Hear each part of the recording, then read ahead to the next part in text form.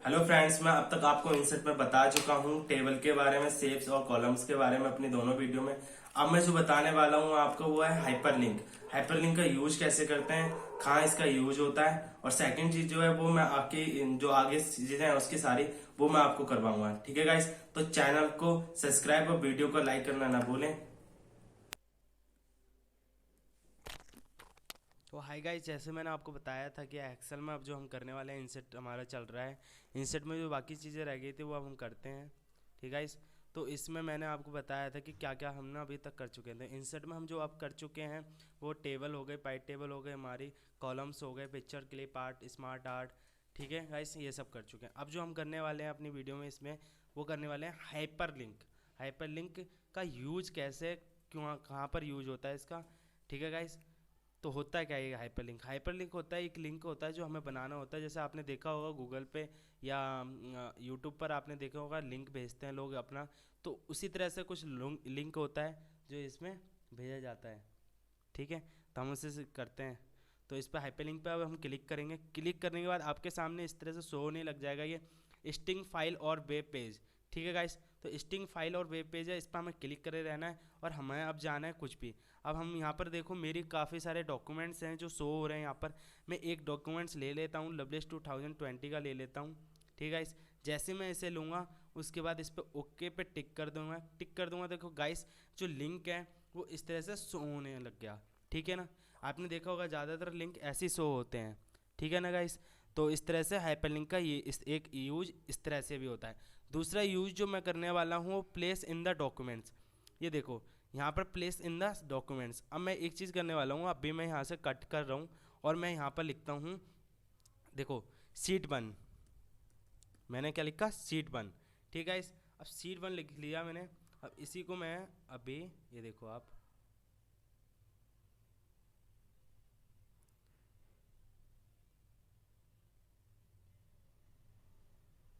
ठीक है इस, अब देखो सीट 1, सीट 2, सीट 3 शो होने लग गए मेरे सामने।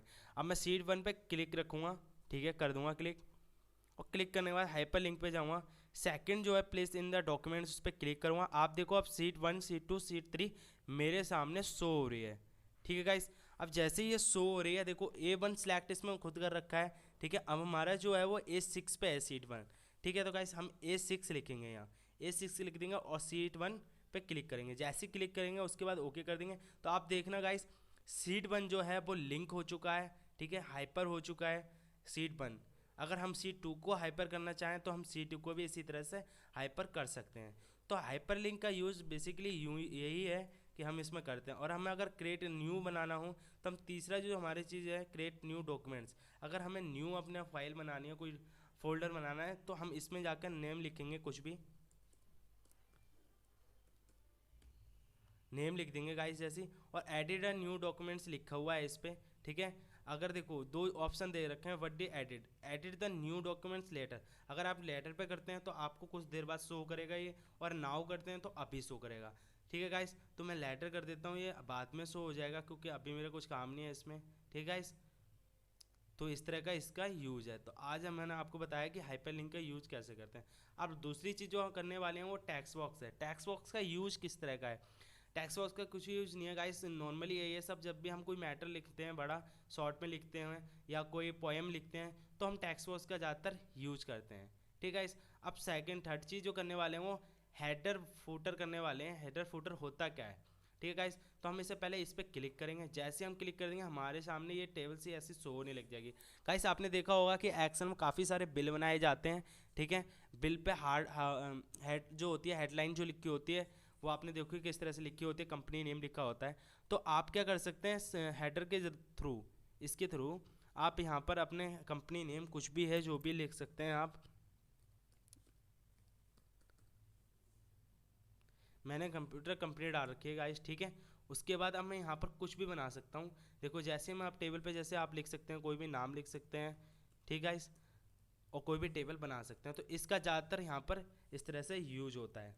ओके गाइस, तो हम जो करने वाले हैं दूसरी चीज़,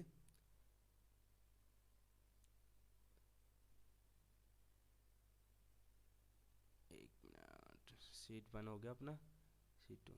ठीक है गाइस, तो मैंने आपको बताया हेडर फुटर कैसे यूज होता है। अब करने वाले हैं हम वर्ड आर्ट।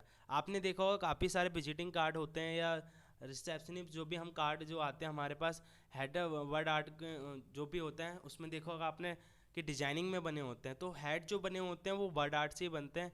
तो मैं आपको करके दिखा देता हूँ एक बार। मान लो जैसे मैंने ये नाम लिख रखा है, एक मैंने ये नाम लिख दिया आपके सामने और इसको मैंने सिलेक्ट कर लिया। ठीक है गाइस, जैसे ही सिलेक्ट करा मैंने, सिलेक्ट करने के बाद मैं गया वर्ड आर्ट पे, मैंने वर्ड आर्ट पे क्लिक करा और ये देखो अब मेरे पास काफ़ी सारे ऑप्शन आ रहे हैं। ठीक है ना गाइस, मैं मान लो ये वाला ले लेता हूँ और देखो आपके सामने अब ये क्या शो कर रहा है, योर टैक्स हेयर। आप यहाँ पर कुछ भी टैक्स कर सकते हैं जो भी आपको लिखना हो। ठीक है गाइस, ये देखो मैं करके दिखा देता हूँ आपको।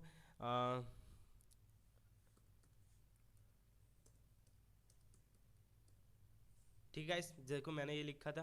तो आप वर्ड आर्ट के थ्रू आप ये कर सकते हैं और इसमें एक ऑप्शन ये है कि आप जिस तरह का यूज करना है, देखो छोटा करना है, बड़ा करना है, सारे ऑप्शन इसमें दिए हुए हैं, बस आपको करके देखना है। ठीक है गाइस, वर्ड आर्ट में यही सब होता है इस टाइम।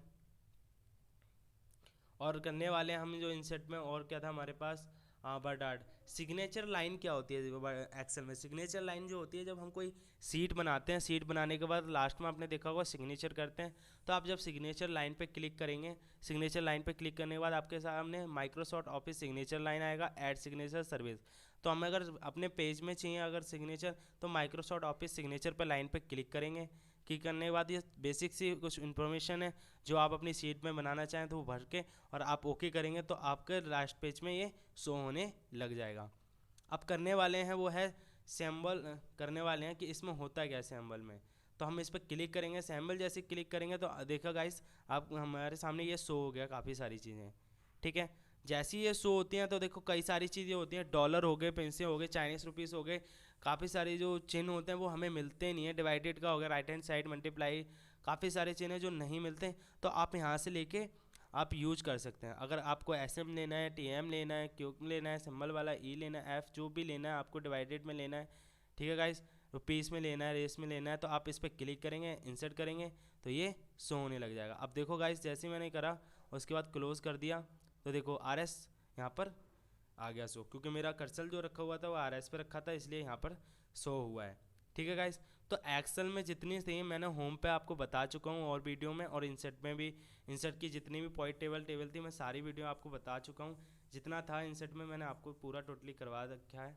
ठीक है गाइस, और बाकी अब हम सेकंड जो हमारा टूल्स है वो पेज लेआउट है, उसमें देखेंगे कैसे क्या क्या होता है, क्या करना है। ठीक है गाइस, तो इस वीडियो को लाइक एंड सब्सक्राइब जरूर करना आपको अगर समझ आई हो। Thank you so much.